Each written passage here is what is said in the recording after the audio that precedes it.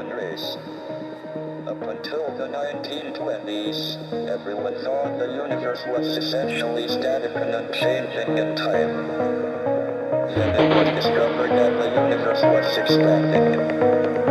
Distant galaxies were moving away from us. This meant they must have been closer together in the past. If we extrapolate back, we find they must have all been on top of each other about 15 billion years ago. This was the Big Bang, the beginning of the universe. But was there anything before the Big Bang? If not, what created the universe? Why did the universe emerge from the Big Bang the way it did? We have to think that the theory of the universe is made by